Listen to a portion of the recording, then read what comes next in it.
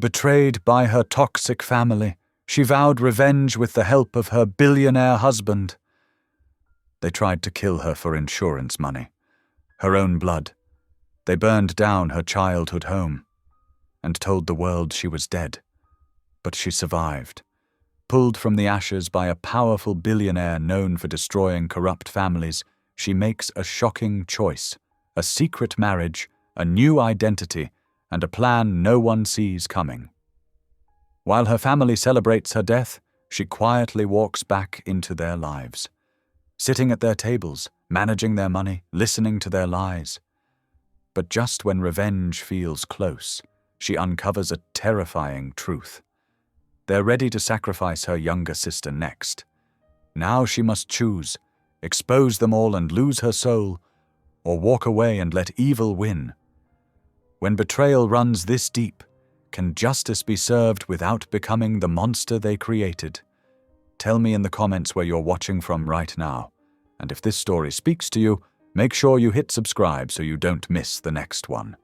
The morning sunlight streamed through the old windows, casting long shadows across the worn hardwood floors of her grandmother's house. Adeline Johnson stood quietly in the entryway, her fingers trailing along the familiar door frame, where pencil marks still recorded the heights of 3 generations of children. Each scratch and dent in the wood held a story, a memory that made her heart ache with both joy and loss.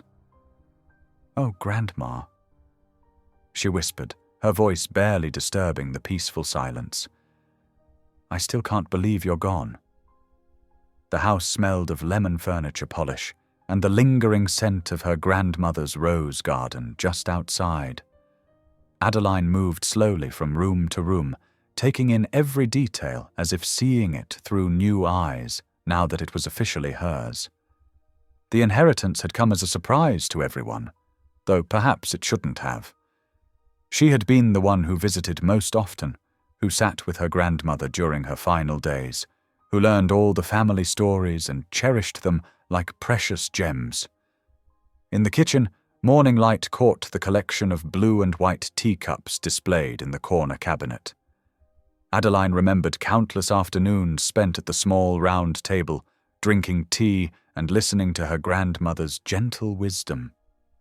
The older woman had survived so much: poverty, discrimination, loss, yet never let bitterness take root in her heart. Instead, she had turned this modest house into a beacon of hope and love for their entire family.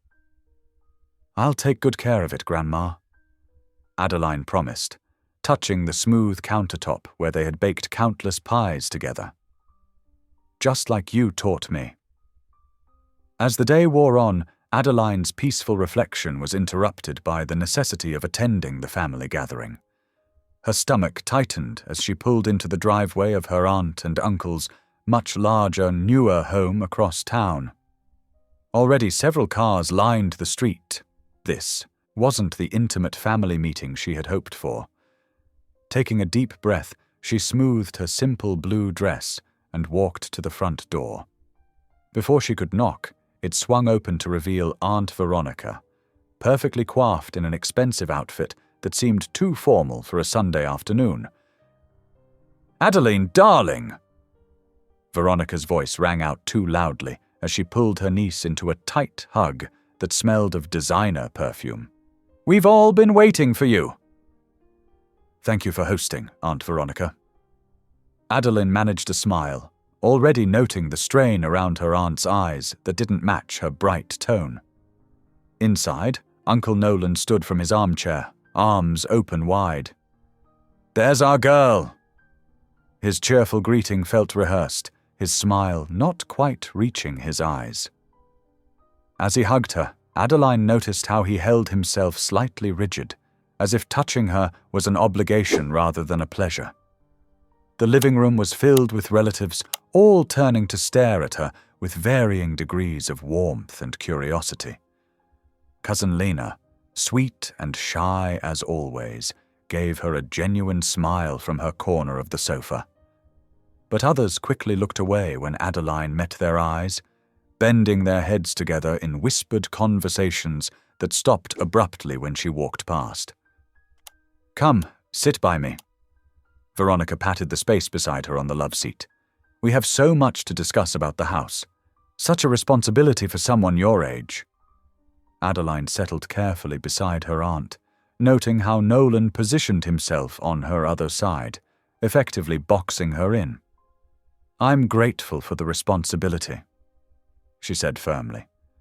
"Grandma taught me everything I need to know about taking care of it." "Oh, of course she did, dear." Veronica's laugh tinkled like ice in a crystal glass. "But you have to think practically. That old house needs so much work. The roof, the plumbing, the outdated everything. Wouldn't it be easier to sell? We know several developers who would offer a very fair price." "The house isn't for sale." Adeline kept her voice level, though her hands clenched in her lap. "Grandma wanted it to stay in the family." Now! Nolan interjected, his voice taking on the same patronizing tone he used in his Sunday school classes. "We must be good stewards of what God provides. Sometimes the most responsible choice is to let go of material things." Across the room, more whispers erupted. Adeline caught fragments. "Stubborn just like her grandmother," and "doesn't understand the real value," and "what was mother thinking?" The afternoon dragged on, a parade of relatives offering congratulations with concerned undertones, each one finding a way to mention how difficult maintaining an old house would be. Every time Adeline tried to move away from her aunt and uncle, one of them would draw her back with questions about her job, her future plans, her savings account. "We're just worried about you, dear," Veronica said for the 100th time, squeezing Adeline's hand too tightly. "Our family has to look out for each other." By the time the sun began to set, Adeline felt drained, as if she'd spent hours defending herself against an invisible attack. She made her excuses and headed for the door, not missing how Veronica and Nolan exchanged meaningful glances behind her back. The drive back to her grandmother's house, her house now, was quiet except for the sound of her own troubled thoughts. As she pulled into the driveway, the old structure looked solid and welcoming in the fading light, its windows glowing warmly from the security lights she'd left on. Inside, Adeline sank to her knees in the living room, where her grandmother's favorite armchair still held the impression of countless hours spent in prayer. "Lord," she whispered, following her grandmother's example, "please give me wisdom. Show me how to honor this legacy and protect what matters." The house creaked and settled around her, familiar sounds that had always brought comfort. But now, in the growing darkness, she couldn't shake the feeling that something was wrong. Outside, a shadow moved past the window, too quickly to identify, but deliberate enough to send a chill down her spine. Adeline remained kneeling, her grandmother's strength flowing through her memories, unaware that her simple prayer was being observed by eyes that held no respect for the sacred space she inhabited. Morning sunlight streamed through the old windows, casting warm patterns across the worn hardwood floors. Adeline stood in the center of her grandmother's kitchen, her kitchen now, with a notepad in one hand and a cup of coffee in the other.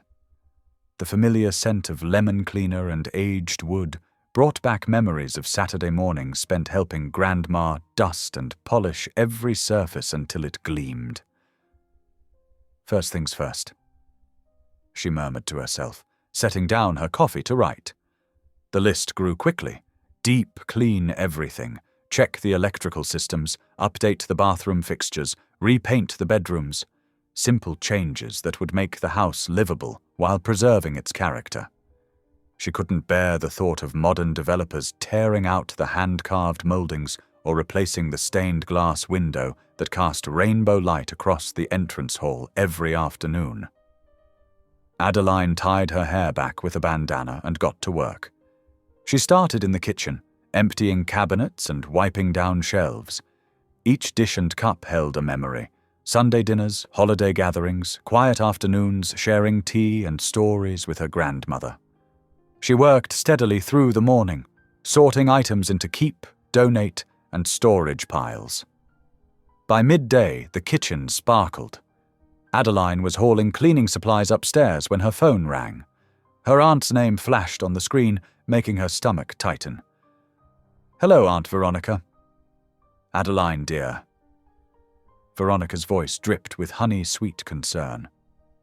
"I've been thinking about you all morning. Have you considered what we discussed yesterday? About selling?" Adeline set down her bucket of supplies, leaning against the banister. "The house isn't for sale. Nothing has changed since yesterday." "But darling, you must think practically. I spoke with a wonderful developer this morning. He's willing to make an excellent offer, well above market value. We could have the paperwork drawn up by Friday." "No, thank you."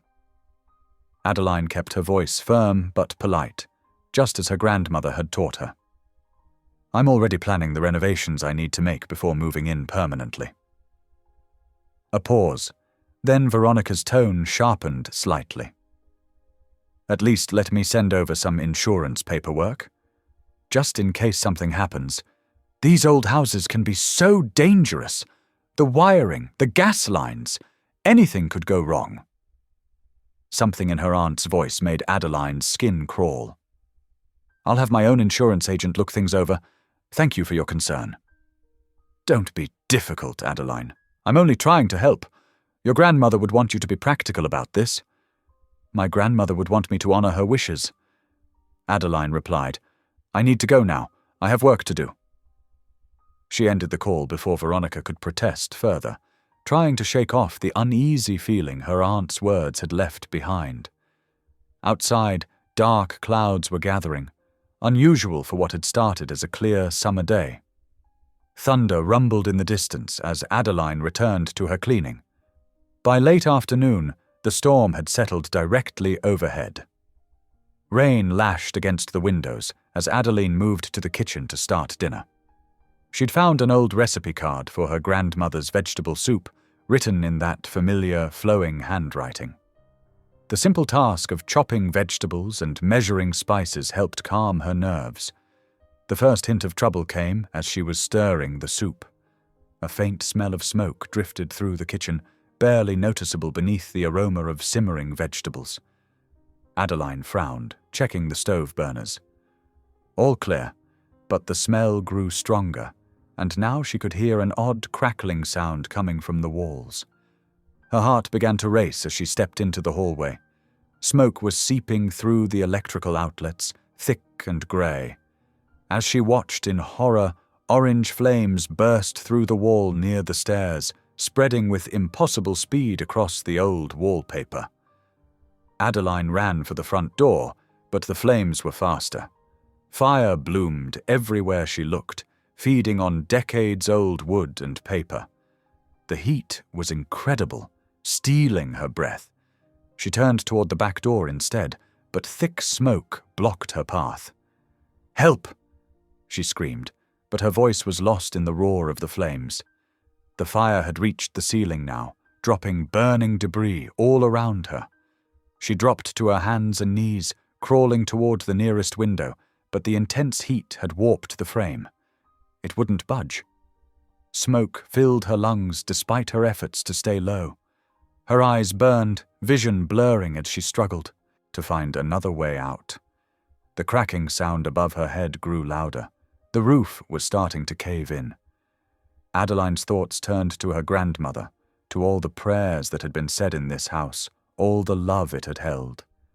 "Please," she whispered, choking on the toxic air. "Please help me." But the flames pressed closer, and the smoke grew thicker. Her limbs felt heavy, unresponsive. As consciousness began to fade, Adeline could hear the roof timbers giving way above her. Her last thought was of her grandmother's face, peaceful and strong, as darkness claimed her. Beeping machines pulled Adeline from darkness. Her eyelids felt heavy, refusing to open at first. When they finally did, harsh fluorescent light stabbed at her vision. Everything hurt. Her throat felt raw, as if she'd swallowed broken glass. The air tasted like pure oxygen flowing through a mask covering her nose and mouth. White ceiling tiles swam into focus above her. Hospital. She was in a hospital. But how? The last thing she remembered was smoke, heat, flames everywhere. A nurse in blue scrubs noticed she was awake and hurried to her bedside. "Easy now," the woman said softly, checking monitors. "You're in the intensive care unit at St. Mary's. You've been through quite an ordeal." Adeline tried to speak, but only managed a painful croak. The nurse held a small cup of ice chips to her lips. "Just let these melt. Your throat was damaged by smoke inhalation." As the soothing coolness trickled down her throat, a doctor entered, a kind-faced woman with silver-streaked hair. "Miss Johnson, I'm Dr. Chen. You're very lucky to be alive. You have some second-degree burns on your arms and legs, but the smoke inhalation was our biggest concern. We had you on a ventilator for several hours." Adeline's mind spun with questions. She managed to whisper, "How?" "Someone pulled you out," Dr. Chen explained. "A man who saw the fire. He got you out just before the roof collapsed, but he left before emergency services arrived. Wouldn't give his name to anyone. Anonymous hero, guardian angel." The words floated through Adeline's foggy mind as she processed this information. Someone had risked their life to save her. But who? The morning passed in a haze of medications, vital checks, and fitful sleep. Around noon, Adeline awoke to find a man standing quietly in her doorway. Tall, broad-shouldered, with kind eyes that held a hint of steel. He wore casual clothes, jeans and a navy button-down, but carried himself with natural authority. "May I come in?" he asked softly. When she nodded, he approached her bed. "I'm Jaden Rowan. I own the property adjacent to your grandmother's house. I saw the fire from my land." Understanding dawned through Adeline's painkiller fog. This was her rescuer. But why hadn't he stayed to be thanked? As if reading her thoughts, he shook his head slightly. "I didn't come for recognition. I just wanted to make sure you're all right." His voice was gentle but carried an undercurrent of strength that made Adeline feel oddly safe. She studied his face, early 40s maybe, with laugh lines around his eyes despite his serious expression. "Thank you," she whispered. Her voice was still rough, but stronger than before. "You don't need to thank me." He pulled a chair closer, but not too close, respecting her space. "I'm just glad I was able to help in time." Something in his tone suggested he knew more than he was saying, but he didn't pry or push. Instead, he spoke quietly about neutral topics, the weather, the kind hospital staff, how the doctors said she was recovering well. His presence was calming, and Adeline found herself relaxing despite her circumstances. After about 20 minutes, Jaden stood to leave. "Get some rest," he said, "if you need anything." He placed his business card on her bedside table. Day or night? Adeline dozed off again after he left, the medication pulling her under. She woke hours later to voices in the hallway, harsh whispers that cut through her drug-induced haze, her aunt and uncle arguing. "The timing is all wrong now," Veronica hissed. "The insurance papers weren't filed yet." "Lower your voice," Nolan warned. "Someone might hear." "Who's going to hear? The nurses are at their station, and she's heavily sedated. We need to figure out what to do now. Everything's ruined." "We'll find another way," Nolan said. "At least the house is destroyed. That's something." "But she wasn't supposed to survive." Veronica's voice shook with frustrated rage. "The body was supposed to be unidentifiable in the collapse. Now we have to deal with questions, investigations." "Patience," Nolan soothed. "We'll handle it. We always do." Their footsteps moved away, but their words remained, burning into Adeline's mind like acid. The truth she'd tried to deny crashed over her in waves of horror. Her own family had tried to kill her, had burned her grandmother's house, their family legacy, hoping to destroy her with it. Memories flashed through her mind. Veronica's insistence about insurance paperwork, her warnings about the house being dangerous, the way the fire had spread so quickly, as if accelerated by something. Tears slid silently down Adeline's face as her world crumbled. She thought of all the family dinners, the holidays, the times she'd trusted them, looked up to them, sought their approval. Every memory was now tainted by this betrayal. They had smiled to her face while plotting her death. Her body shook with silent sobs, the movement pulling at her burns, but the physical pain was nothing compared to the agony in her heart. The family she thought she knew had never really existed. It had all been a carefully constructed lie, as false as their pious words and gentle smiles. Through her tears, Adeline's gaze fell on Jaden's business card, still sitting on her bedside table. In her darkest moment, a stranger had saved her life while her own blood had tried to end it. The realization was almost too much to bear. She curled onto her side despite the pain, careful not to disturb her IV lines, and let her tears soak into the pillow. The steady beeping of monitors continued, marking time as her understanding of family, trust, and belonging shattered into countless irreparable pieces. Morning sunlight streamed through the hospital window, but it brought little warmth to Adeline's heart. Her world had shifted dramatically overnight, leaving her feeling hollow and exposed. The cheerful bustle of nurses and the beeping of machines felt distant, as if she were watching everything through thick glass. A soft knock drew her attention. Jaden Rowan stood in the doorway, his expression gentle but determined. "Good morning," he said, stepping inside. "I hope you were able to get some rest." Adeline managed a weak smile, though they both knew rest had been impossible after what she'd overheard. As much as could be expected. "I've made some arrangements," Jaden said, pulling up a chair. "There's a private rehabilitation facility about 40 miles from here. Excellent care, top-notch security. I'd like to have you transferred there today." Adeline's breath caught. "Security?" Jaden's eyes met hers steadily. "Yes, I think we both know you're not safe here." The words hung heavy between them. Adeline's hands trembled slightly as she smoothed the blanket across her lap. "You know something, don't you? About the fire?" "I do." Jaden's voice was soft but firm. "I have connections with several private investigators. They've been looking into things since last night. The fire wasn't an accident, Adeline. There's clear evidence of accelerants used in multiple locations throughout the house." Despite having suspected this, hearing it confirmed made Adeline's stomach clench. "And my family." The insurance policy on the house was increased significantly 3 weeks ago. Jaden continued carefully. "The paperwork has your signature on it, but I suspect I never signed anything." Adeline whispered.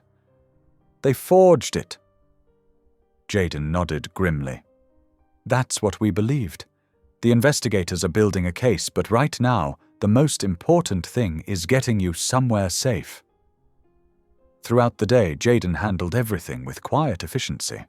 Medical records were transferred, transportation was arranged, and by late afternoon, Adeline found herself in a spacious private room at the rehabilitation center. The facility was more like a high-end hotel than a hospital, with warm colors, comfortable furnishings, and large windows overlooking carefully maintained gardens. As evening approached, Jaden returned from a series of phone calls, his expression troubled. Adeline recognized that look now. He had more bad news. "There's something else you need to know," he said, settling into the chair beside her bed.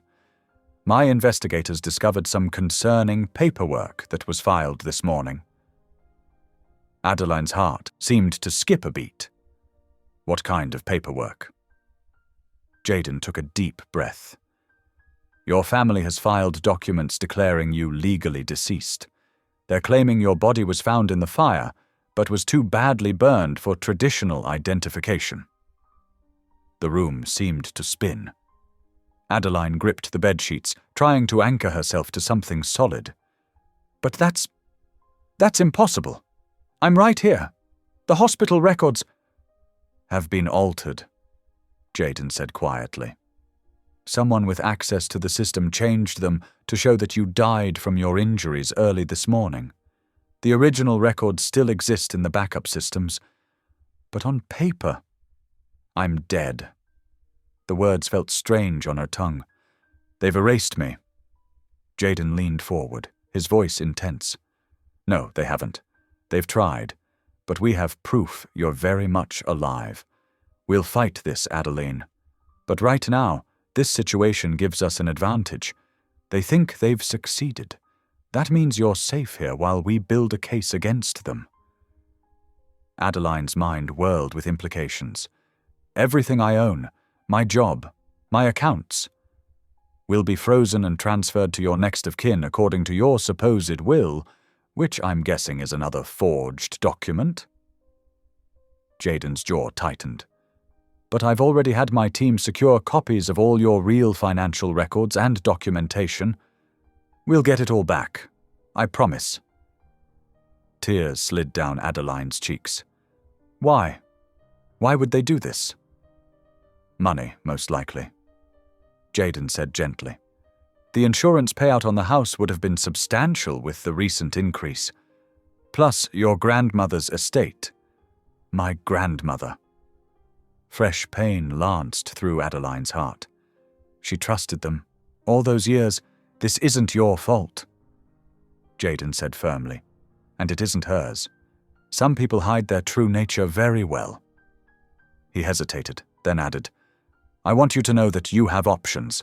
I can provide protection, resources, whatever you need. But I won't push you. This facility is secure, and you'll have space here to heal, both physically and emotionally. Adeline wiped her eyes, looking at him curiously. Why are you helping me? You don't even know me. A shadow passed across Jaden's face. Let's just say I understand what it's like to discover that the people you trusted most are capable of betrayal. No one should have to face that alone. Later that night, after Jaden had left and the facility had grown quiet, Adeline sat in a comfortable chair by the window. The moon hung low in the sky, casting silver light across the peaceful gardens below. Her old life felt like a dream now. Or perhaps this was the dream, and she would wake up to find everything normal again. But the ache of her healing burns reminded her this was all too real. She couldn't go back, not to her job, her apartment, her friends. As far as the world was concerned, Adeline Johnson had died in that fire. The thought should have terrified her, but instead she felt oddly numb. She pressed her forehead against the cool glass, watching her breath fog the window. Somewhere out there, her family was probably celebrating their success, believing they had finally erased her from their lives. They didn't know she had survived. They didn't know about Jaden, or his investigators, or the evidence being gathered. Most importantly, they didn't know that the quiet, accommodating niece they had tried to destroy was gone forever. In her place was someone new, someone who would need to be stronger, smarter, and more cautious than ever before. The moonlight painted strange shadows across the garden paths below, and Adeline stayed there, watching them shift and change until her eyes grew heavy. But sleep remained elusive as her mind continued to race with questions about what the future might hold, and how she would navigate this strange new reality where she no longer officially existed. The morning sun painted the rehabilitation center's garden in soft golden light. Adeline sat on a wooden bench, wrapped in a warm sweater despite the mild weather. Her burns still ached, but the garden's peaceful atmosphere helped ease her discomfort. Colourful flowers swayed gently in the breeze, their sweet scent mixing with the earthy aroma of fresh mulch and newly cut grass. She heard footsteps on the stone path and looked up to see Jaden approaching. His face held its usual calm expression, but she noticed tension in his shoulders. He carried 2 paper cups of coffee, offering one to her as he sat down. "How are you feeling today?" he asked quietly. Adeline accepted the coffee, warming her hands around the cup. "Better physically, emotionally. I'm not sure there's a word for it." Jaden nodded, understanding in his eyes. "I need to talk to you about something important. It won't be easy to hear, but I believe it's the best way to keep you safe." "What is it?" Adeline asked, her stomach tightening with anxiety. He turned slightly to face her, his expression serious. "Right now, the world believes Adeline Johnson is dead. While that's painful, it also presents an opportunity, a chance to disappear completely, legally and safely, before your family realizes you survived." Adeline's hands trembled slightly around her coffee cup. "How?" "Through marriage," Jaden said softly. "If you became my wife, you would take my name legally. With my resources, we could create a new life for you, somewhere safe, where they can't reach you. It would give you time to heal, to decide what you want to do next, without looking over your shoulder." Adeline stared at him, stunned. "You're proposing?" "I'm offering protection," he clarified gently. "This would be a legal arrangement, nothing more. You would have complete independence, your own space, your own life. I would simply be your shield while you rebuild." "But marriage?" Adeline set her coffee aside, her mind whirling. "That's so extreme."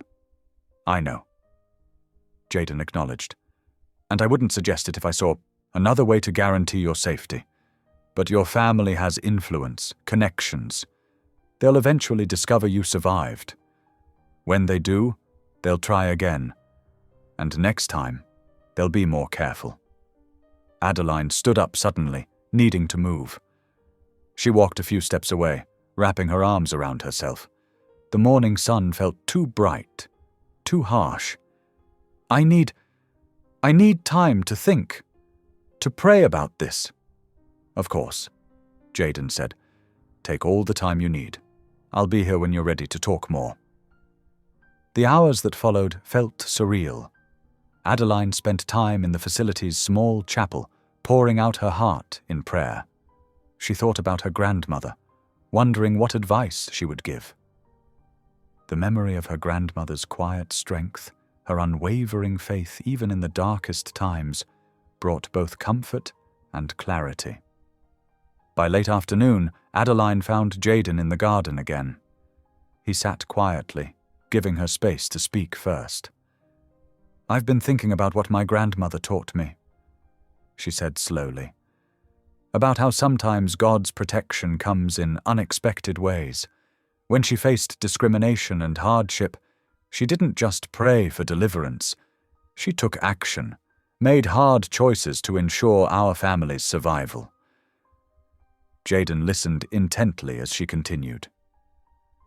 "I never thought I'd be in this position," Adeline said, her voice growing stronger. "Legally dead, running from my own family. But here I am. And if I want to survive, if I want justice, I need to be smart, strategic." She took a deep breath.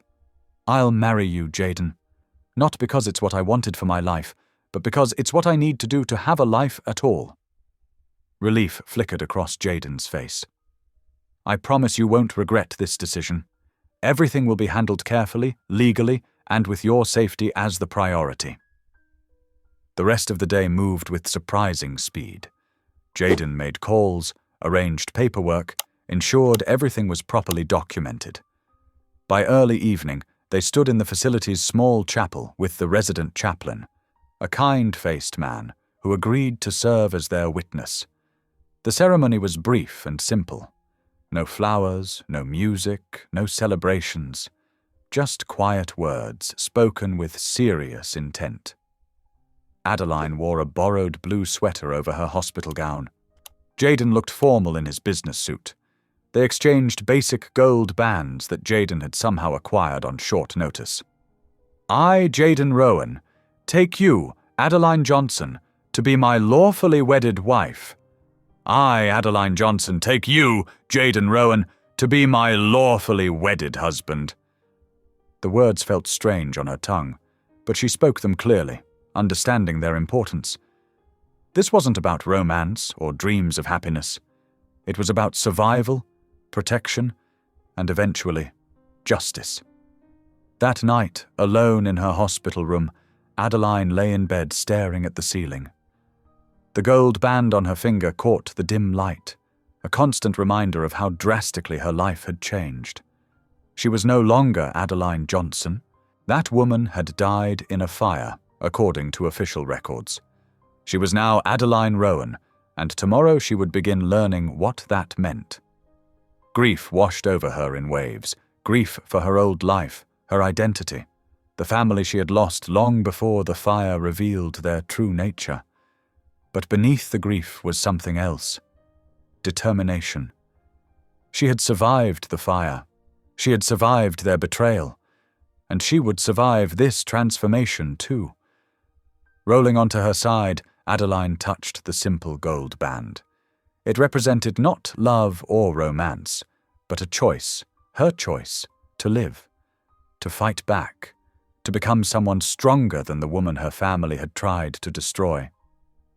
As sleep finally began to claim her, she held on to that thought, letting it carry her into dreams of what tomorrow might bring. 3 days passed in a blur of medical checks, paperwork processing, and quiet preparation. Each sunrise brought Adeline closer to leaving the safety of the rehabilitation facility, and with it, the last traces of her old life.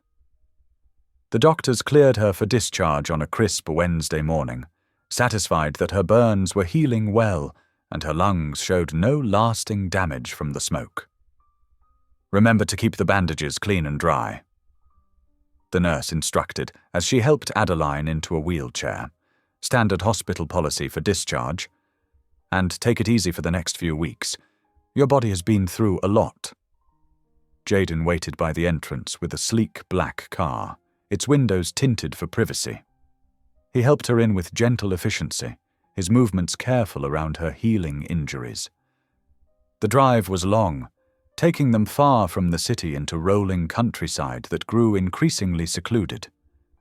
Adeline watched the landscape change through the window, each mile taking her further from everything familiar.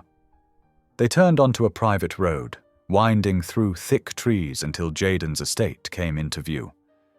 The house was impressive, but not showy, a sprawling stone structure that seemed to blend naturally with its surroundings.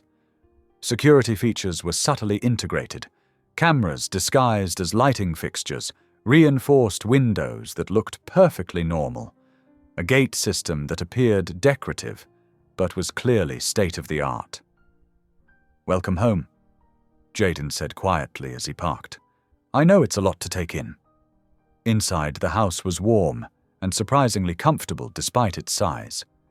Jaden showed her to a suite of rooms on the second floor, bedroom, sitting area, and private bathroom, all decorated in soothing blues and creams. "I had Mrs. Chen stock the closet with some basics," he explained. "She's my housekeeper. She comes 3 times a week and can help you get anything else you need." Adeline ran her hand along the soft bedspread. "Thank you for all of this." "Get some rest," he suggested. "Take time to settle in. There's no rush for anything." The days that followed fell into a gentle rhythm. Adeline spent mornings in the sunroom, watching birds at the feeders while doing her prescribed physical therapy exercises. Afternoons often found her in the library, losing herself in books or sitting quietly in the window seat that overlooked the gardens. She was healing, not just physically but emotionally, though that process was messier, less linear. Jayden gave her space while remaining consistently present. He worked from his home office most days, and they shared meals together, their conversations gradually becoming more comfortable. She learned he preferred coffee black in the morning, but never after 2 o'clock in the afternoon. He had a dry sense of humor that emerged in unexpected moments. His kitchen skills were limited to breakfast foods and grilling, but he made excellent French toast. One evening, about a week after her arrival, they sat down to a quiet dinner on the terrace. The air was warm, filled with the sound of crickets and distant frogs. Mrs. Chen had prepared grilled chicken with roasted vegetables before leaving for the day. "I've been wondering," Adeline said, breaking a comfortable silence, "about what you do. Really do, I mean. You mentioned exposing corruption, but—" Jayden set down his fork, considering his words carefully. "I believe in justice," he said finally, "but not revenge. There's a difference, one that took me years to fully understand." He told her about his past, about discovering financial corruption in his family's company and watching his father try to cover it up. "I could have destroyed them publicly," he admitted. "I had evidence, connections, resources. But that kind of destruction, it creates ripples. Innocent people lose jobs, families suffer, communities are damaged." "So what did you do instead?" Adeline asked, drawn in by his quiet intensity. "I found a better way. Legal pressure, strategic exposure of truth, creating paths for accountability that don't require destroying lives." He looked at her directly. "It's slower, less satisfying in the moment, but it's sustainable. And it allows for something revenge never does, the possibility of redemption." Adeline pushed a piece of chicken around her plate, processing his words. The anger inside her still burned hot when she thought about her family, about their betrayal, about the fire that was meant to end her life. "I don't know if I'm that forgiving," she admitted. "It's not about forgiveness," Jayden corrected gently. "It's about choosing not to let their darkness change who you are. About finding justice without becoming what you're fighting against." They finished dinner as the sun set, casting long shadows across the terrace. Adeline sat with his words, feeling them settle against the anger in her heart. Finally, as Mrs. Chen's homemade apple pie sat half-eaten between them, she looked up at Jayden. "I need your help," she said softly. "I need to understand exactly what happened. All of it. The insurance policies, the paperwork, the plans they made. I need to know the truth, even if it hurts." She took a shaky breath. "Will you help me?" Jayden reached across the table, touching her hand gently. "Yes," he said simply. "Whatever you need to know, we'll find out together." The evening crickets grew louder as darkness settled fully around them. Adeline didn't yet know what uncovering the full truth would cost, emotionally, mentally, spiritually. But she knew she couldn't move forward without it. And somehow, having Jayden's steady presence beside her made the prospect feel less daunting. Monday dawned bright and clear, marking the beginning of what would become the most transformative week of Adeline's life. Over breakfast, Jayden laid out a structured plan to help her regain control of her situation. "Knowledge is power," he explained, spreading financial documents across the kitchen table. "And right now, you need both." The morning sessions focused on financial literacy. Though Adeline had basic accounting skills from running her small craft business, Jayden helped her understand more complex matters: investment portfolios, insurance policies, property laws. He was patient, breaking down complicated concepts into simple terms. "Think of it like a puzzle," he suggested, watching her frown over a stack of banking documents. "Each piece connects to create a bigger picture." By Tuesday afternoon, Adeline's head spun with numbers, but she felt more confident. During their lunch break in the garden, she surprised herself by asking intelligent questions about trust funds and estate planning. Wednesday brought a different kind of challenge. Sarah Martinez, a skilled therapist who specialized in trauma recovery, arrived at the estate. She helped Adeline process her grief and anger in healthy ways. "Your emotions are valid," Sarah assured her as they sat in the sunroom, "but they don't have to control you." They worked on breathing exercises and grounding techniques.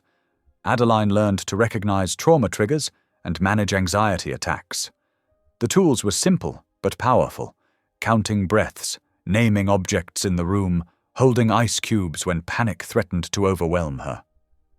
Thursday morning, Jaden introduced her to his team. James Cooper, a former FBI investigator with kind eyes and grey-streaked hair, laid out evidence they'd gathered about the fire. Diana Chen, a sharp-minded attorney wearing a crisp navy suit, explained legal strategies for holding her family accountable. "We're building an airtight case," Diana assured her, "but it will take time." That evening, exhausted from the day's heavy discussions, Adeline found Jaden in the library. He sat in his favorite leather chair, reading glasses perched on his nose as he reviewed case files.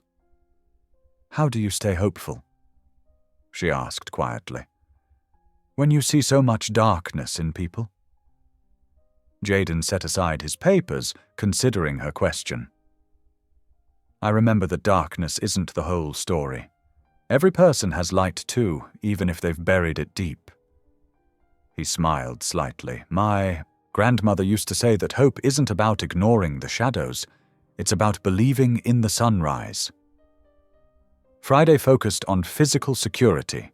Mark Reynolds, Jaden's head of security, taught Adeline basic self-defense moves adapted for her still-healing body. They reviewed emergency protocols and safe house locations. "Knowledge keeps you safer than fear ever will," Mark explained, showing her how to properly use the panic button Jaden had given her. Saturday brought another meeting with Diana, this time focusing on Adeline's new legal identity.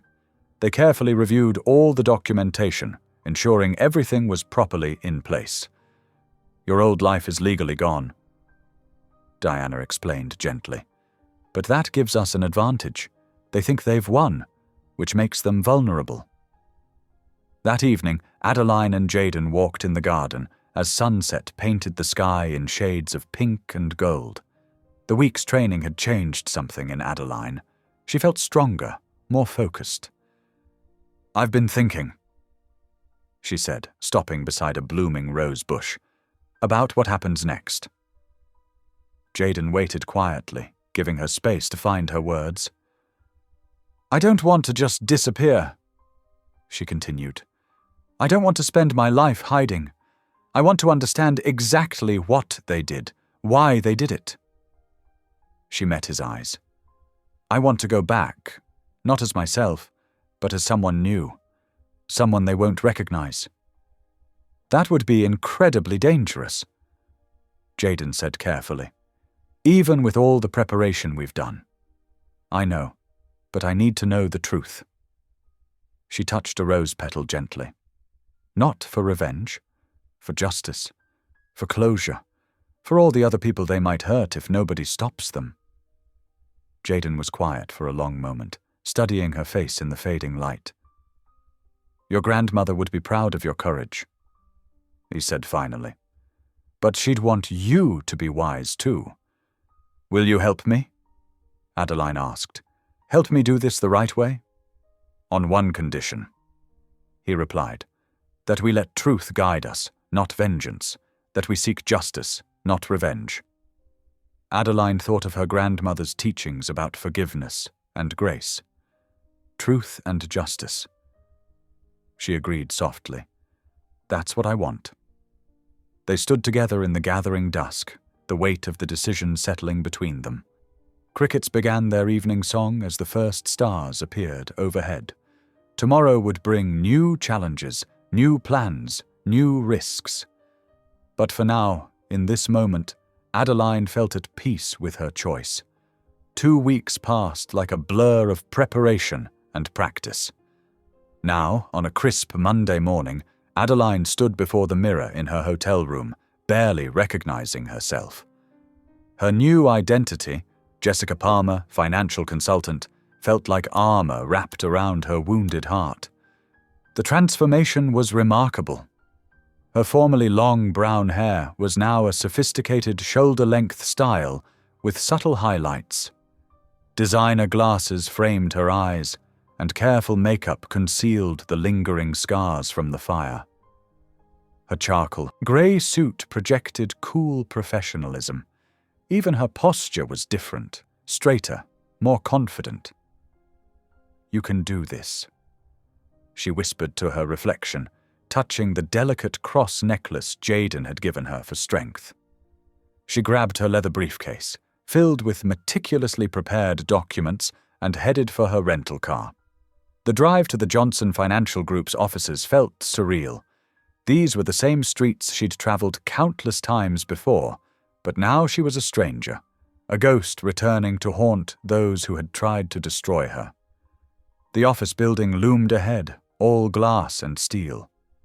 Adeline took several deep breaths, using the grounding techniques Sarah had taught her.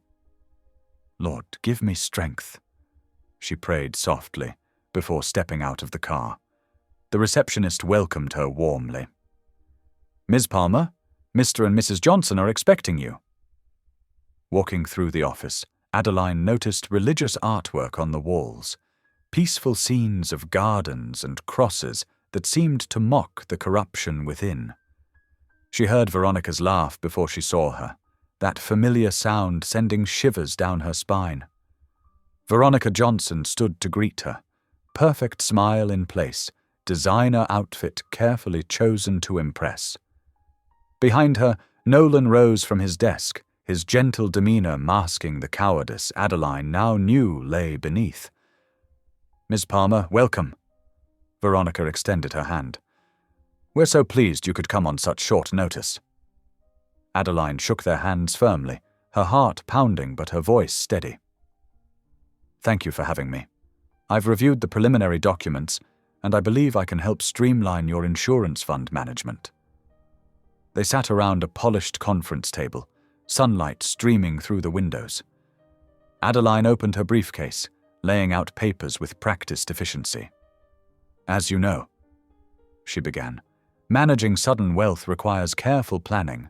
The insurance payout from the unfortunate fire incident needs proper structuring." Veronica's face showed the briefest flicker at the mention of the fire.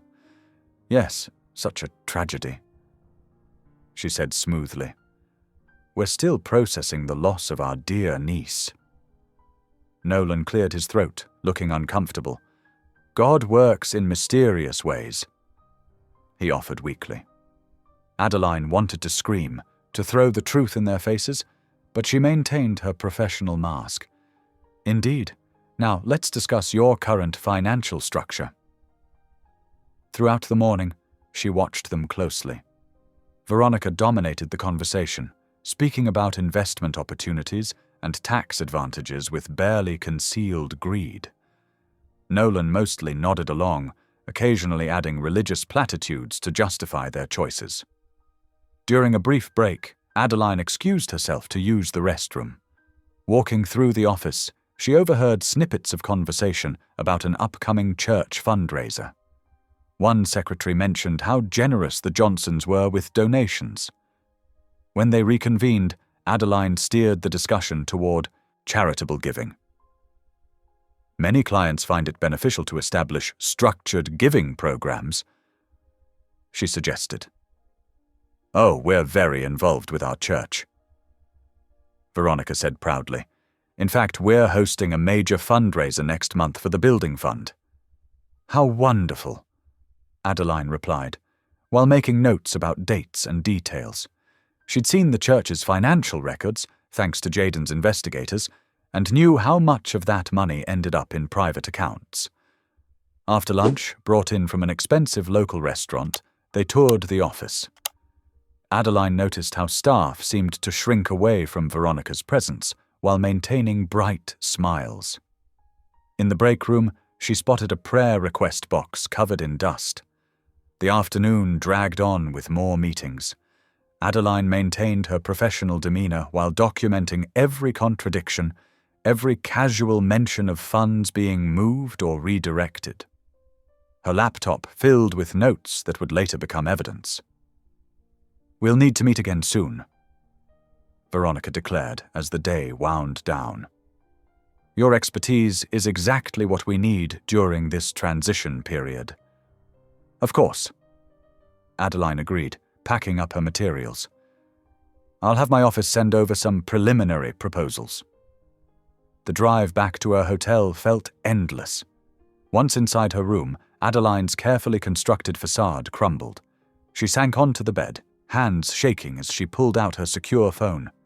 Jaden answered on the first ring. "Are you safe?" "Yes," she whispered, tears finally falling. "But Jaden, it was so hard. Sitting there, listening to them talk about me like I was nothing. Watching them plan how to spend the money they thought they'd gotten by killing me."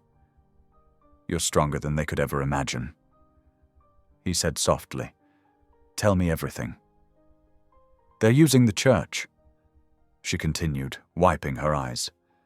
"Planning this huge fundraiser while they're stealing from the congregation. Veronica talked about God's blessings while wearing a bracelet bought with insurance money from burning down grandmother's house." Her voice broke. "How do they live with themselves?" "People can justify anything if they want to badly enough," Jaden replied. "But you did well today. Diana says your notes are excellent, exactly what we need." Adeline touched her grandmother's Bible on the nightstand. "I almost broke down when Nolan said God works in mysterious ways, as if God had anything to do with what they did." "Stay focused on the truth," Jaden reminded her gently. "That's what matters now." "I know," she sighed. I didn't expect it to hurt this much, seeing them living their lives, not even caring about what they did." "Do you want to come home?" he asked. "We can find another way." Adeline thought about the staff she'd seen today, about other potential victims of her family's schemes. "No," she said firmly. "I need to see this through, for everyone they've hurt, and everyone they might hurt in the future." The morning sun cast long shadows across the church parking lot as Adeline arrived for another day of financial consultation. Her heels clicked against the pavement, each step measured and deliberate. Inside her briefcase, she carried more than just papers. She carried the weight of truth waiting to be uncovered. The office seemed quieter today. Staff members moved about like ghosts, their voices hushed. Adeline settled at the temporary desk they'd provided, methodically reviewing financial records. Hours passed as she documented discrepancies, each number telling its own story of deception. "These donation records seem unusual," she mentioned casually to the church secretary, Margaret, who had worked there for 20 years. "The pattern of deposits is quite irregular." Margaret glanced nervously at Veronica's closed office door. "Oh, well, Mrs. Johnson handles most of that personally. She's very particular about the books." Around noon, Adeline followed the smell of coffee and casseroles to the church fellowship hall. The monthly seniors' luncheon was underway, with Nolan standing at the podium. His voice carried across the room, smooth and practiced. "God has blessed us abundantly," he proclaimed, gesturing widely. "And when we give back to him, he multiplies our offerings." His eyes swept the room, landing briefly on elderly Mrs. Peterson, who lived on Social Security but always gave generously. Adeline's stomach turned as she watched people nodding, reaching for their checkbooks. A retired teacher dropped an envelope in the collection plate, her grocery money for the week. Adeline guessed from the woman's worn shoes and careful portions of potluck food. "The building fund is growing," Nolan continued, beaming. "Soon we'll break ground on our new sanctuary, a testament to your faithful giving." Adeline excused herself, hurrying to the bathroom where she splashed cold water on her face. Her grandmother's words echoed in her memory. True faith shows in actions, not just words. How many times had she watched her grandmother give her last dollar to help others, while these people took advantage of such genuine devotion? Back at her desk, Adeline discovered files that hadn't been properly secured. Page after page revealed careful manipulation, donation amounts altered, accounts redirected, administrative fees that disappeared into private accounts. She photographed everything discreetly with her special phone, her hands steady despite her racing heart. Late afternoon brought another surprise. Through the thin walls, she overheard Veronica on the phone discussing plans for a multi-state expansion of their ministry.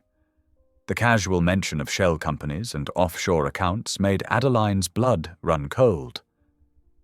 "The insurance money gives us the perfect opportunity," Veronica was saying. "We can establish 3 new locations by Christmas, all under separate corporations. The tax benefits alone." Adeline typed furiously, documenting every word. The scope of their fraud was expanding before her eyes, reaching far beyond one burned house and stolen inheritance.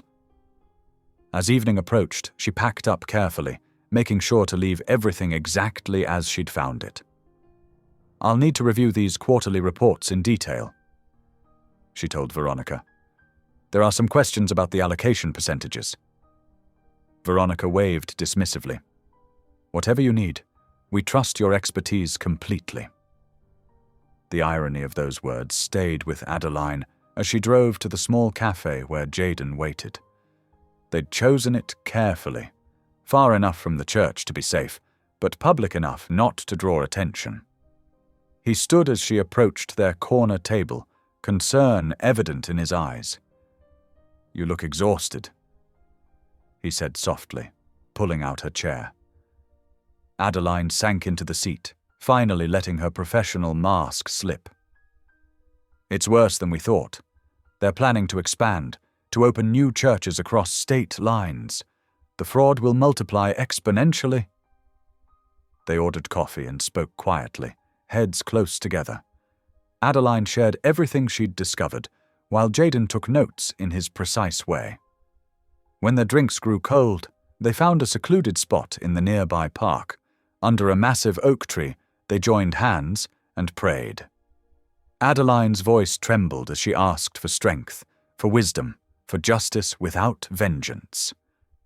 Jaden's steady presence anchored her, his quiet faith complementing her passionate plea. "I never expected this," she whispered after the final Amen. "When we got married, it was for protection, a legal arrangement. But now—" Jaden's fingers tightened around hers. Now I can't imagine facing this without you. Not just your help with the investigation, but you, your strength, your faith when mine wavers."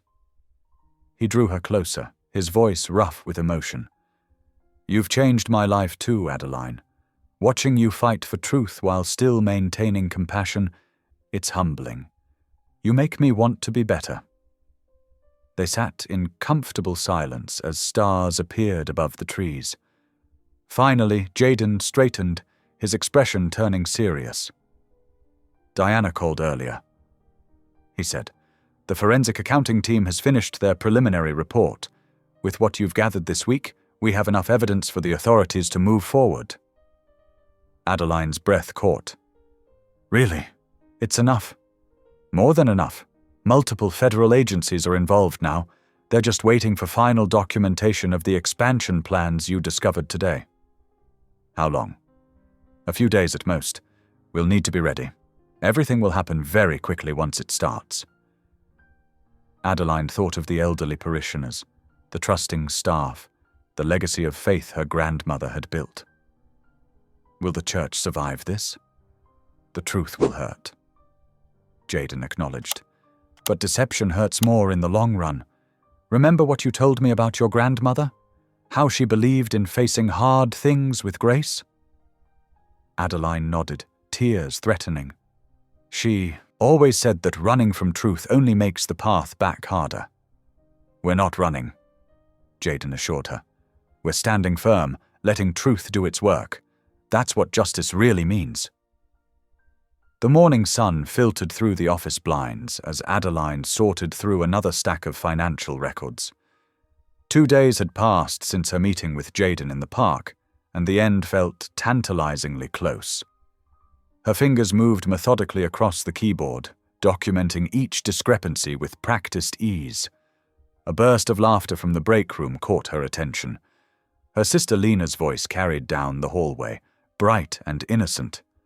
At 23, Lena worked as an administrative assistant, handling donation records and correspondence. Unlike their aunt and uncle, Lena's role was purely clerical. She had no idea about the fraud happening around her. Adeline's phone buzzed with a message from one of Jaden's investigators. She opened it carefully, making sure no one could see her screen. As she read, her heart seemed to stop. Meeting recorded. V and N discussing contingency plans. We'll pin everything on L if discovered. Have doctored documents ready. The words blurred as tears threatened. Of course they would. Of course they would try to destroy Lena the same way they'd tried to destroy her. Sweet, trusting Lena, who still believed in the goodness of family. Adeline forced herself to breathe slowly, remembering her training. She couldn't break down here. Couldn't let anyone see how this news shattered her world all over again. Through the glass partition, she watched Lena return to her desk. Her sister's long, dark hair was pulled back in a neat ponytail, her posture perfect as she answered phones and sorted mail. She looked so much like their grandmother, the same gentle eyes, the same quiet grace. Could you run these deposits to the bank? Veronica's sharp voice cut through Adeline's thoughts. She watched her aunt dump a stack of checks on Lena's desk, and make sure they go into the special account this time. Of course, Aunt Veronica. Lena's eager-to-please smile made Adeline's chest ache. How many times had she worn that same expression, desperate for approval from people who saw her as nothing but a tool? The afternoon crawled by in a haze of suppressed rage and fear. Adeline's hands shook as she gathered her things, her mind racing with horrible possibilities. They had everything prepared. Falsified documents, manipulated records, probably even forged signatures. Lena would have no defense against their carefully constructed lies. The drive to Jaden's estate felt endless. By the time she pulled into the long, tree-lined driveway, tears were flowing freely down her face. She barely made it through the front door before breaking down completely. Jaden caught her as her knees buckled. "Adeline, what happened?" She couldn't speak, could barely breathe through the sobs that racked her body.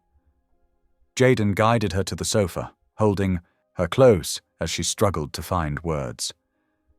"They're going to blame Lena," she finally managed. "They have it all planned out. When everything falls apart, they'll make her take the fall, just like they tried to—" She couldn't finish the sentence. "Tell me everything," Jaden said quietly, his arm steady around her shoulders. Between gasping breaths, Adeline explained what the investigator had discovered, how Veronica and Nolan had prepared a paper trail pointing to Lena as the mastermind, how they'd used her access to accounts and records to create a perfect scapegoat. "She trusts them so much," Adeline whispered. "She still thinks they're family, just like I did." Jaden's jaw tightened, but his voice remained gentle. "We won't let them hurt her. We can adjust the investigation, make sure she's protected." "But what if we miss something? What if they find another way?" Adeline pulled away, wrapping her arms around herself. "I wanted justice so badly. I wanted to expose their lies. But what if pursuing revenge has already cost me my soul?" "Look at me," Jaden said firmly. He waited until she met his eyes. "This isn't about revenge anymore. It's about protecting an innocent person from the same fate you faced. That's not darkness, that's light." Adeline shook her head, tears falling again. "I can't do this unless we're absolutely certain Lena will be safe. I won't sacrifice my sister for justice." "Then we'll make sure she's protected first," Jaden promised. "We'll bring her in, show her the truth, get her somewhere safe before anything breaks. The investigation can wait." "She'll be devastated," Adeline whispered. "Finding out the truth about family, it breaks something inside you." "Yes," Jaden agreed softly. "But she'll have something you didn't have at first. Someone who understands, someone to help her through it." Adeline leaned against him, emotionally exhausted. "I won't move forward until she's safe. I won't." "I know." Jaden pressed a kiss to her temple.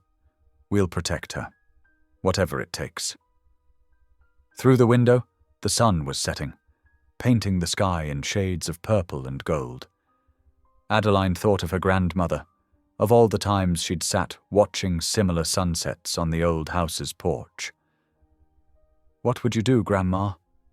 she whispered. "How do you fight darkness without becoming dark yourself?" As if in answer, she remembered one of her grandmother's favorite sayings.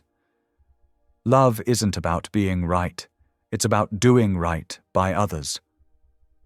Adeline straightened, wiping her eyes. "We need to help Lena first," she said firmly. "Everything else can wait." Jaden nodded, understanding in his eyes. "We'll start tomorrow, I promise." The weight of the day pressed down on Adeline's shoulders, but her heart felt lighter. She wouldn't let history repeat itself. She wouldn't let another innocent soul be sacrificed to greed and manipulation. Some things were more important than justice, like protecting the people you love. Dawn broke over, the estate, with gentle fingers of light stretching across the manicured lawn. Adeline stood at the kitchen window, warming her hands around a mug of coffee, watching as the morning mist slowly lifted. She hadn't slept much, but her mind felt clearer than it had in weeks. Jaden appeared beside her, his presence steady and reassuring. "The legal team will be here in 30 minutes. Are you ready?" She nodded, taking a deep breath. "Yes, no more shadows, no more hiding." The meeting room filled quickly with attorneys and investigators, their faces serious as they spread documents across the long wooden table. Adeline recognized some of them from previous meetings, but today felt different. Today wasn't about building a case, it was about saving a life. "We need to completely restructure our approach," Jaden began, standing at the head of the table. "Our priority now is protecting Lena Johnson while still ensuring justice is served." The lead attorney, Mrs. Martinez, frowned at her notes. "The evidence we've gathered against Veronica and Nolan is substantial. But if they've already prepared documentation to frame Lena, we need to move carefully." "What if we went public?" Adeline spoke up, her voice stronger than she expected. "Not just with the legal case, but with everything. The whole truth." The room fell silent. Jaden studied her face carefully. "You mean revealing yourself? That would be incredibly risky." "But it would protect Lena," Adeline insisted. "If I come forward publicly, if I tell the whole story about the fire and the fraud, they won't be able to pin anything on her. Their entire plan depends on me being dead." Mrs. Martinez leaned forward. "She has a point. A public revelation would completely destabilize their strategy. They've built their defense on your death. If you're alive, their whole house of cards collapses." For the next 2 hours, they meticulously rebuilt their plan. Evidence would be gathered to protect Lena first. Then, instead of a quiet legal proceeding, they would organize a press conference. Adeline would tell her story, backed by irrefutable proof. The truth would come out all at once, leaving no room for manipulation or blame shifting. "But first," Adeline said firmly, I need to warn Lena. She deserves to know she's in danger. Jaden touched her hand gently. How do you want to handle that? I'll meet with her this afternoon. I won't reveal who I am. That would put her in more danger right now, but I can at least give her enough information to be careful. The legal team left just before noon, leaving Adeline and Jaden alone with their thoughts. She paced the room, mentally preparing for what came next. Are you sure about this? Jaden asked softly. Once you go public, there's no going back. Adeline stopped by the window, watching clouds drift across the sky. I'm sure. My grandmother always said that truth needs light to grow. We've been fighting shadows with shadows. It's time to turn on all the lights. The afternoon sun was high when Adeline parked her car near the small coffee shop where Lena took her lunch breaks. Her sister looked so young, sitting alone at an outdoor table with her sandwich and book. The sight made Adeline's heart ache. Taking a deep breath, she approached the table. Excuse me, is this seat taken? Lena looked up with a friendly smile. Oh no, please sit. Adeline sat down, studying her sister's face. The same gentle eyes, the same trusting expression she'd always had. I hope you'll forgive me for interrupting your lunch, but I needed to speak with you. It's important. Lena's smile faltered slightly. Is something wrong? I work in financial investigation. Adeline said carefully, using the cover story they'd prepared.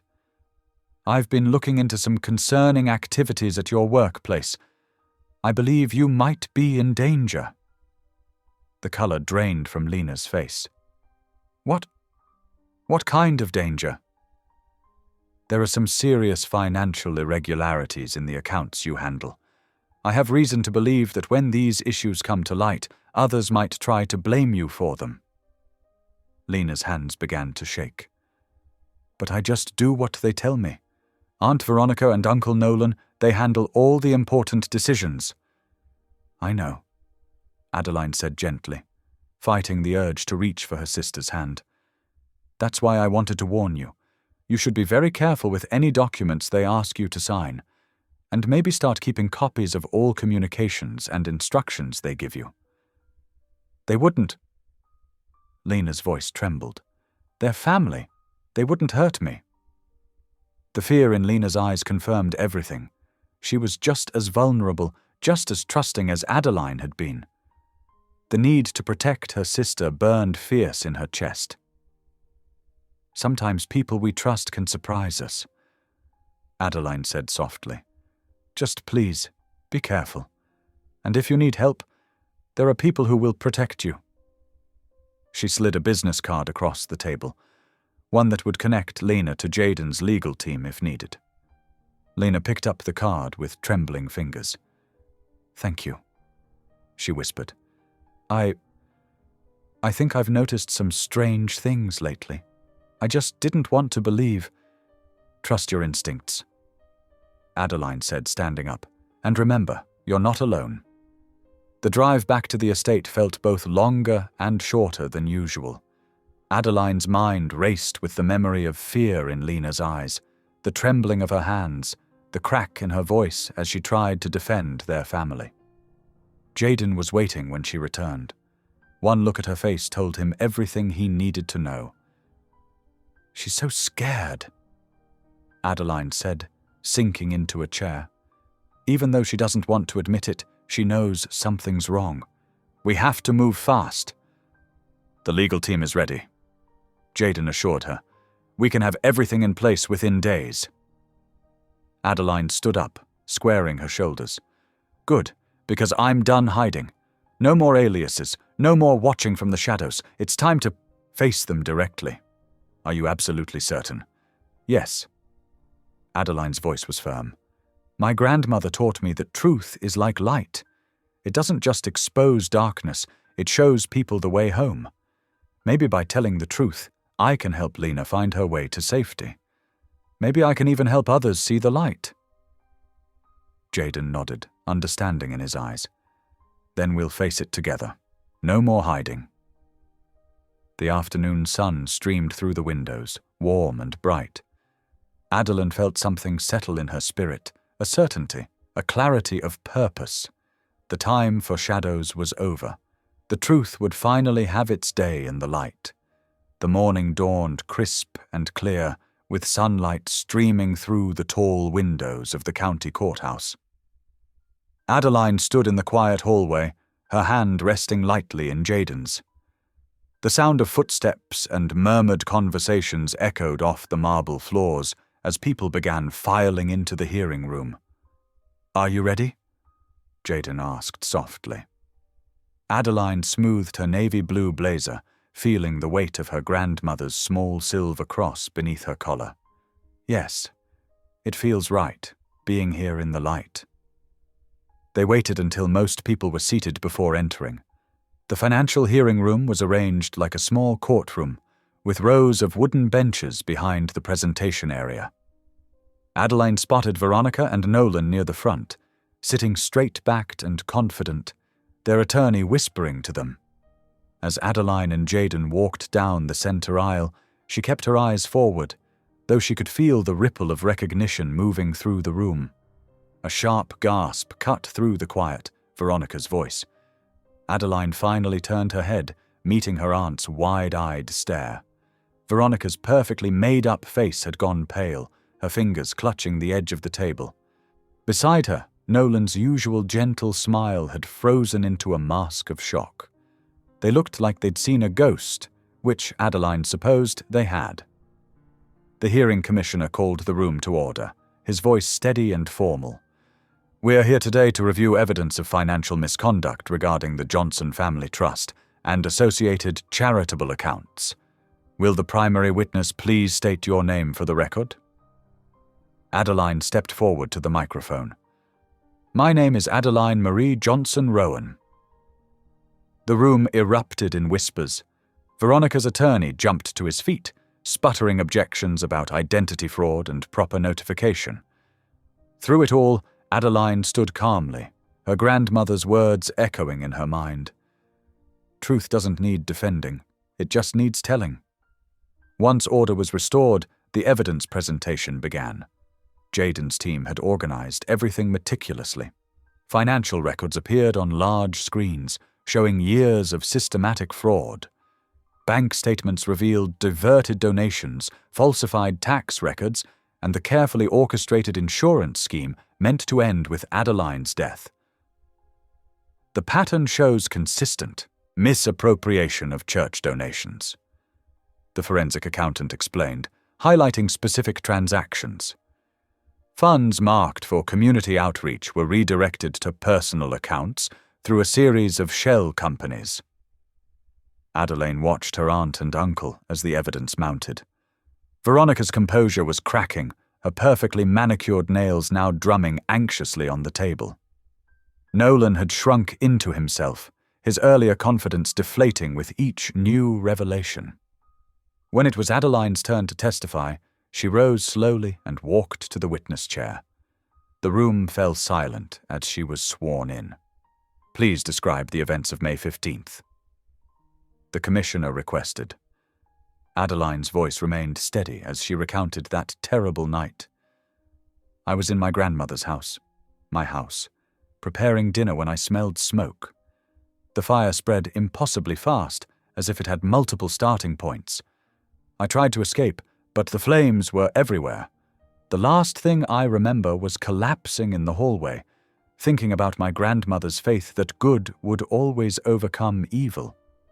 She continued through the story. Her rescue, recovery, and the discovery of her family's plot. She described overhearing Veronica and Nolan's conversation at the hospital, their words about insurance timing and body identification burning as fresh as the night she'd heard them. "Why come forward now?" the commissioner asked. Adeline looked directly at her aunt and uncle.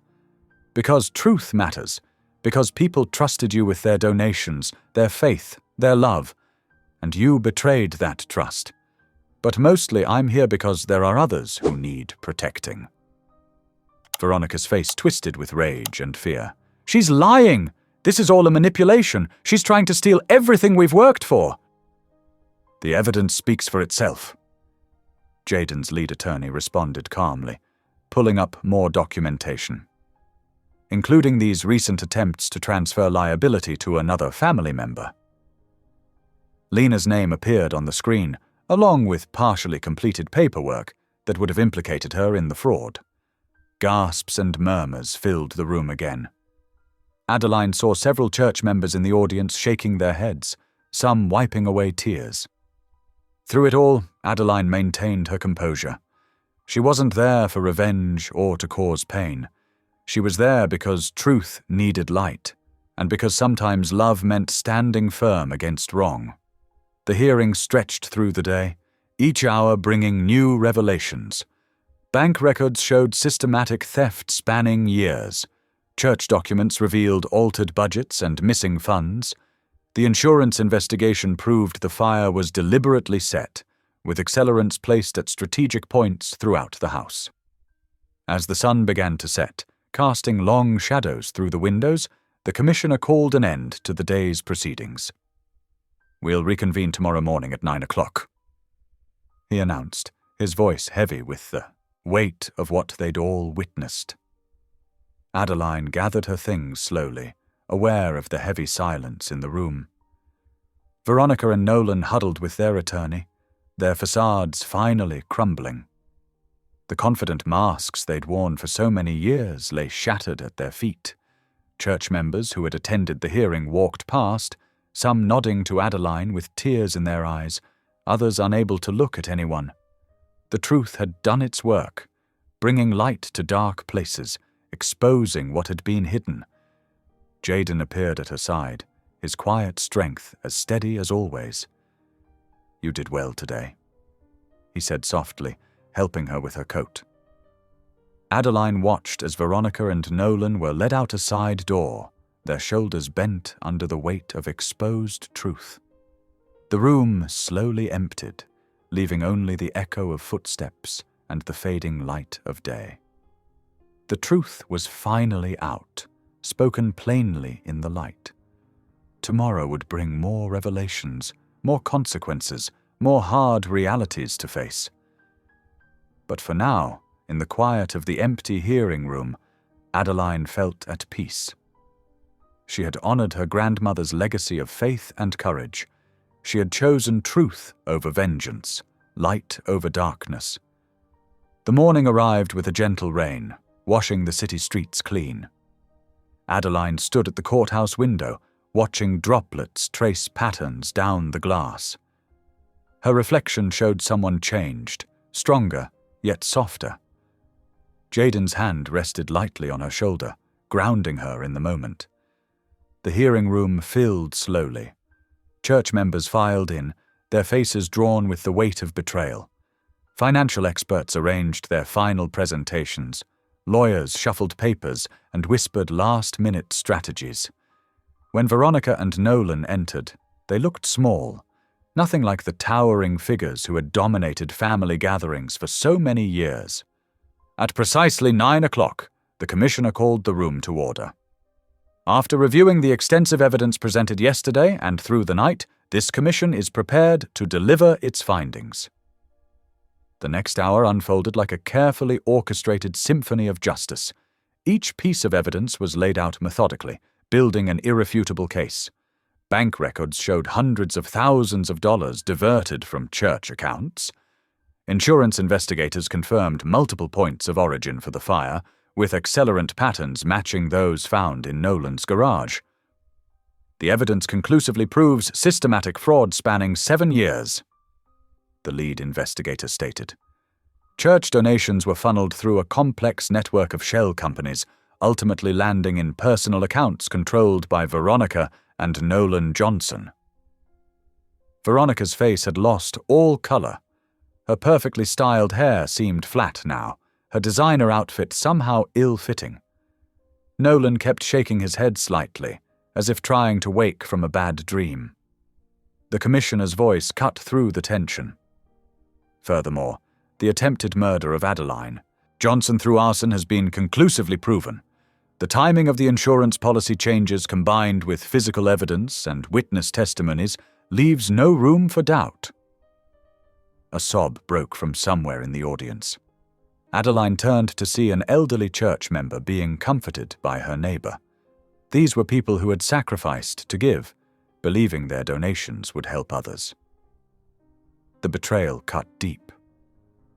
Regarding Lena Johnson, the commissioner continued, his tone softening slightly.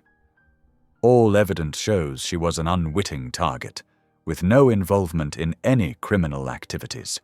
She is hereby cleared of all suspicion. Lena, sitting in the back row, pressed her hands to her mouth, tears flowing freely. Adeline's heart ached with love for her sister, grateful she would be spared the weight of false guilt. Veronica and Nolan Johnson. The commissioner's voice hardened again. You are hereby stripped of all positions of authority within your organizations. Criminal charges will be filed this afternoon for fraud, arson, attempted murder, and financial crimes. Bailiffs, please take them into custody. The room watched in silence as Veronica and Nolan were led away in handcuffs. Veronica's mask finally cracked completely. She began sobbing, harsh, ugly sounds that echoed off the walls. Nolan seemed to have aged 20 years in 20 minutes, shuffling forward with trembling steps. Adeline didn't move. She didn't smile or cry or show any reaction at all. This wasn't a moment for celebration. It was a moment for truth, plain and unvarnished. She felt Jaden's hand squeeze hers gently, offering silent support. The commissioner continued reading out the full verdict: asset freezes, restitution orders, preliminary sentencing recommendations.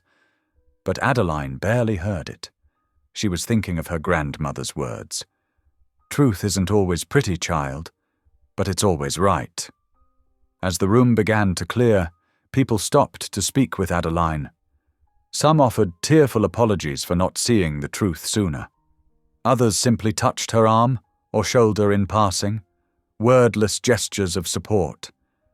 A few older church members hugged her, whispering prayers of blessing. Lena approached last, her steps hesitant. I didn't know, she whispered, about any of it, about you being alive, about what they planned for me. Adeline pulled her sister close. I know. That's why I had to come forward. You deserve to be protected. The sisters held each other for a long moment, years of forced distance melting away. When they separated, both were crying, but smiling too. By late afternoon, the media had gotten hold of the story. Reporters gathered outside the courthouse, hungry for details. But Adeline and Jaden slipped out a side entrance, leaving others to handle the press. There were more important places to be. As evening approached, they drove to a small church on the outskirts of town. Not the grand building where Nolan had preached, but a humble chapel with worn wooden pews and simple stained glass windows. They slipped in just as the evening service was beginning. The old church smelled of wood polish and candle wax. Hymns rose softly from the small congregation, honest voices singing ancient words of faith and hope. Adeline and Jaden sat in the back pew, hands clasped together. The setting sun filtered through the stained glass, painting patterns of light across the floor. Adeline closed her eyes, feeling the weight of the day, of all the days that had led to this one, finally lifting. She could breathe freely now, not with joy or triumph, but with peace. The pastor's words floated over them. Truth and mercy have met together. Righteousness and peace have kissed. Adeline squeezed Jaden's hand, feeling his gentle response. In this quiet moment, surrounded by sincere faith and simple worship, she felt her grandmother's presence more strongly than ever. The service continued around them. Prayers and songs, scripture and silence. But for Adeline and Jaden, sitting quietly in their back pew, it was enough just to be still, to hold hands, to breathe freely in the presence of truth and grace. As the last hymn filled the chapel, Adeline looked at her husband, this man who had saved her life in more ways than one. His eyes met hers, full of understanding and love. Together, they had walked through fire and emerged not bitter, but renewed, not vengeful but just, not broken, but whole. The final notes of the hymn faded into peaceful silence. Outside, the rain had stopped, and the evening sky was clearing. Inside, in their quiet corner of the chapel, Adeline and Jaden sat together, hands entwined, at peace with the truth and with each other. 6 weeks after the verdict, Adeline stood in the morning sunlight streaming through the windows of her new office. The space was modest but welcoming, with warm, cream-colored walls and simple furnishings that reminded her of her grandmother's practical taste. A hand-lettered sign on the door read, "The Margaret Johnson Foundation for Truth and Healing." She traced her fingers along the edge of her grandmother's old desk, the one piece she'd managed to salvage from the fire. Though scarred by smoke and water damage, Jaden had helped her restore it. Now it served as both a treasured memory and a symbol of renewal. "Your grandmother would be proud," Jaden said softly from the doorway. He carried 2 cups of coffee, offering one to Adeline. "Not just of the foundation, but of you." Adeline accepted the coffee with a grateful smile. "I hope so. I keep thinking about what she always said about purpose coming from pain. I didn't understand it then. And now?" Jaden settled into one of the visitor chairs, his eyes gentle and attentive. "Now I see it differently." Adeline sat down at the desk, warming her hands around the coffee cup. "When I first survived the fire, all I could think about was justice. Then it became about truth. But lately—" She paused, gathering her thoughts. "Lately I've been thinking about healing." The foundation had started small, just an idea discussed over late-night conversations with Jaden. But it had grown quickly, fueled by community support and an unexpected ally: the insurance company. After the fraud was exposed, they'd offered a substantial settlement, wanting to make things right. Instead of keeping it, Adeline had used it as seed money for the foundation. Their mission was simple but powerful: helping victims of family fraud rebuild their lives while promoting transparency in religious and charitable organizations. Already they'd helped 3 families navigate similar situations, offering both practical support and emotional guidance. "The intake forms are ready for review," Jaden mentioned, pulling out a folder. 2 new cases this week, both involving church fraud, both with families torn apart.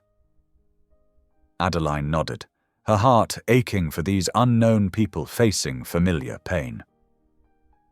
"We'll start with emergency housing and legal counsel, like we discussed. Then—" A knock at the door interrupted her. Sarah, their newly hired office manager, poked her head in. "Sorry to interrupt, but Lena's here for your lunch meeting." Adeline's sister had become a regular visitor, their relationship healing and strengthening week by week. They were rebuilding trust carefully, like restoring a delicate piece of art. Today they had plans to discuss Lena's idea for a support group for younger siblings caught in family fraud situations. "Send her in." Adeline smiled. "And Sarah, could you order those resource packets we talked about, the ones with financial literacy materials?" After Sarah left, Jaden stood to leave, but paused. "Don't forget, the contractor needs your final decision on the property by tomorrow." The property. Adeline's heart squeezed slightly. She'd been postponing this decision for weeks. The burned remains of her grandmother's house had been cleared away, leaving an empty lot full of memories and possibilities. The foundation could use a permanent home, but building there felt both right and terrifying. "I'll have an answer," she promised. Jaden kissed her forehead gently before leaving, his presence as steady and reassuring as always. Lena bounced in moments later, her energy filling the room. "Guess what? 2 more people want to join the support group, and I've been researching trauma-informed meeting guidelines." Over lunch, the sisters talked about healing, their own and others. Lena had thrown herself into volunteer work at the foundation, finding purpose in helping others while processing her own experiences. "Sometimes I still can't believe it all happened," Lena admitted, picking at her sandwich. "I have nightmares about what could have happened if you hadn't warned me." Adeline reached across the desk to squeeze her sister's hand. "But it didn't happen. You're safe. We both are." After lunch, Adeline spent hours reviewing cases and coordinating with their small but dedicated staff. Each story that crossed her desk reminded her of her own journey, the betrayal, the fear, the slow path toward healing. But now she could offer what she'd needed most: understanding, support, and hope. As evening approached, Adeline sat alone in her office, pulling out her personal journal. She'd been working with a counselor on processing her trauma, and today's assignment was particularly challenging: writing a letter of forgiveness to Veronica and Nolan. Her hand trembled slightly as she began to write. "Dear Veronica and Nolan, I've written this letter 100 times in my head, but putting it on paper feels different. The truth is, I'm writing this more for myself than for you. You may never read these words, but I need to say them. I forgive you. Not because what you did was right. It wasn't. Not because you've asked for forgiveness. You haven't. I forgive you because holding on to hatred is destroying what's left of my heart, and I choose to be free. I forgive you for the fire that nearly killed me, for the betrayal that broke my trust, for the greed that corrupted our family's legacy of faith and service. I remember when I was young, watching you lead worship services, hearing you preach about love and truth. I wonder if you ever really believed those words, or if they were just part of the performance. I wonder what changed you, or if perhaps the change happened so slowly you didn't notice until it was too late.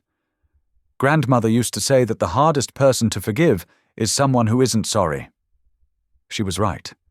This forgiveness costs me something. It costs me the right to stay angry, the comfort of feeling justified in my bitterness, the false security of keeping my heart closed. But I choose to pay that price, not for you, but for me, for my future children, for the people we help at the foundation, for grandmother's legacy of faith and love. I don't know if we'll ever speak again. I don't know if you'll ever understand the depth of what was lost.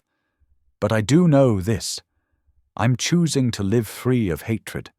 I'm choosing to believe that light is stronger than darkness, that truth is more powerful than deception, that love wins over fear.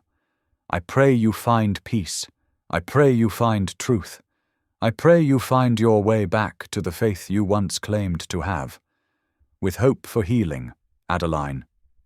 She folded the letter carefully, her tears making small marks on the paper. Whether she would ever send it didn't matter. What mattered was the choice it represented, the choice to release the poison of hatred, to embrace healing over hurt, to honor her grandmother's legacy of faith and forgiveness. Through the window, she could see the sun setting, painting the sky in shades of hope. Tomorrow would bring new challenges, new stories of betrayal to address, new opportunities for healing. But tonight, in this quiet moment, Adeline felt peace settle over her heart like a gentle blanket. She placed the letter in her desk drawer next to her grandmother's old Bible. Then she gathered her things, ready to head home to Jaden and their shared life of purpose and love. The foundation's work would continue, but today she had laid another cornerstone in her own healing journey. 6 months after the foundation's establishment, golden autumn sunlight streamed through the newly installed windows of the Hope Haven Community Housing Project. Adeline stood in the freshly painted lobby, straightening a framed photo of her grandmother that would serve as inspiration for future residents. The image captured her grandmother's gentle smile and determined eyes, the same spirit that had guided Adeline through her darkest days. "Everything's ready for the ceremony," Jaden said softly, coming up behind her. His hand found its familiar place at the small of her back, warm and reassuring. "The caterers just arrived, and the chairs are all set up in the courtyard." Adeline nodded, taking in the transformed space around them. What had once been a neglected apartment building now stood as a testament to renewal.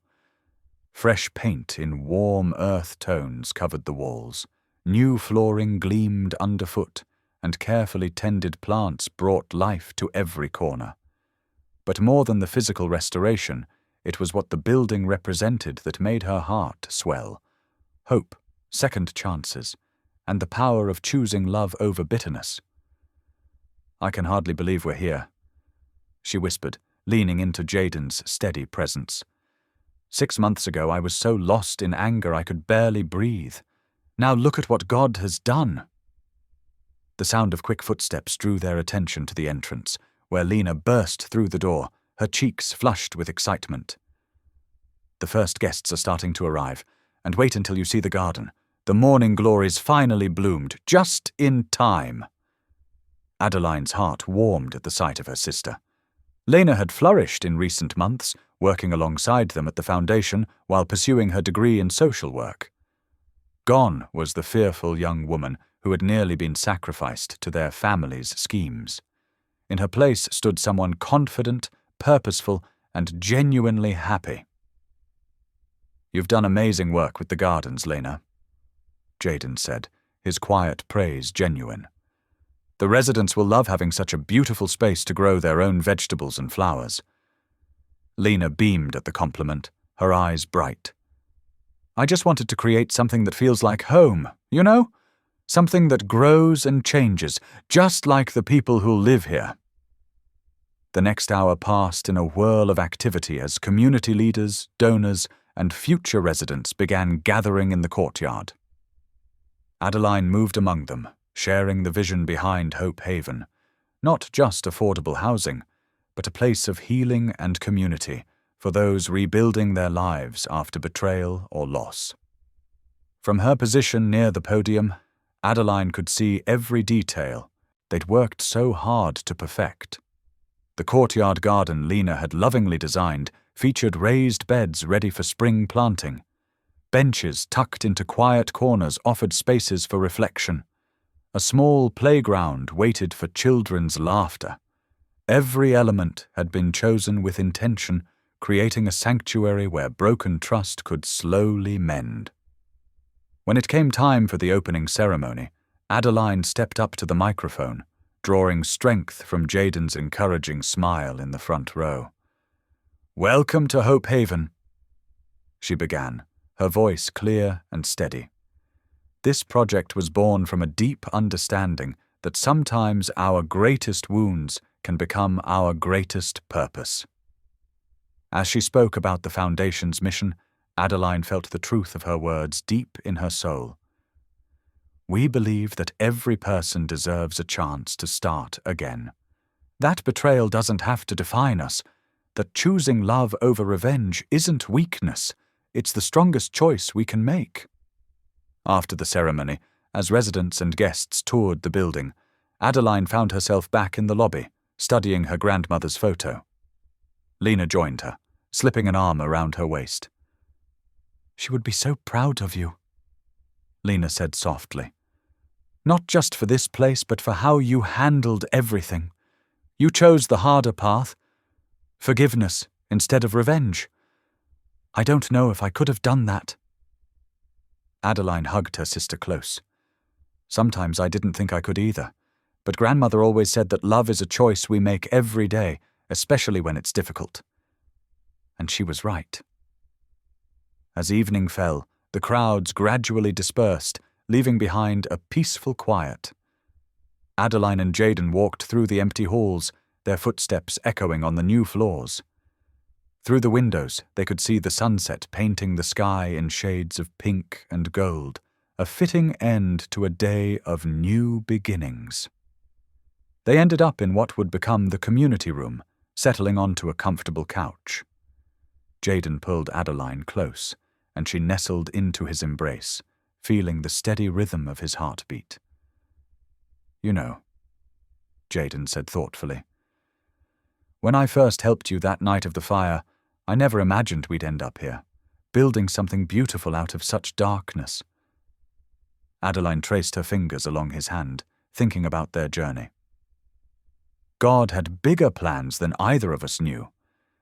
You gave me safety when I needed it most, but you also showed me a different way to fight, with truth and justice instead of hatred." They sat in comfortable silence for a moment before Jaden spoke again, his voice gentle. "I've been thinking about our future, about the family we're building together. Not just this place and the foundation, but—" He paused, meeting her eyes. "I think we're ready to start talking about children of our own." Adeline's heart skipped a beat as warmth spread through her chest. "Really? Really?" he confirmed, smiling. "Watching you these past months, your strength, your compassion, the way you've chosen love over bitterness, I can't think of anyone I'd rather raise a family with. We'll give them what your grandmother gave you, a legacy of faith, truth, and unconditional love." Tears pricked at Adeline's eyes as she leaned up to kiss him softly. "A legacy worth passing on," she agreed, "built on truth, rooted in faith, and growing stronger every day." Through the windows, the first stars began to appear in the darkening sky. Below in the courtyard, Lena was still tending to her beloved garden, humming softly as she worked.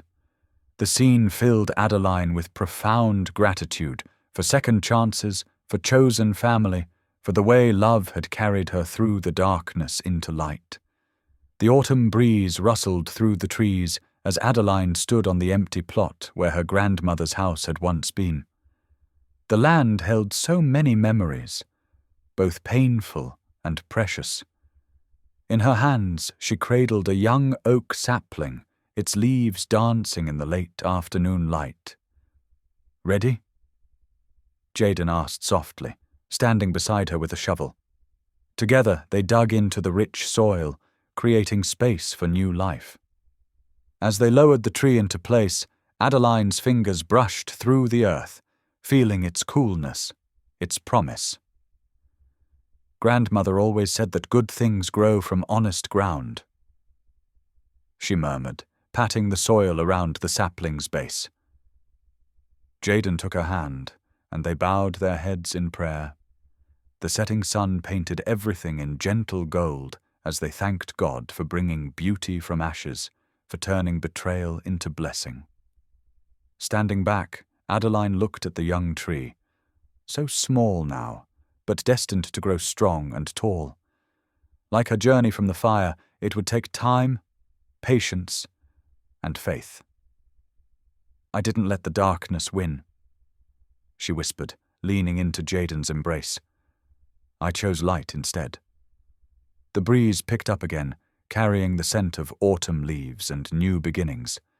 On this sacred ground, where pain had tried to destroy her, hope now took root, a living testament to love's triumph over bitterness, to faith's power to heal and restore. Thank you for being here.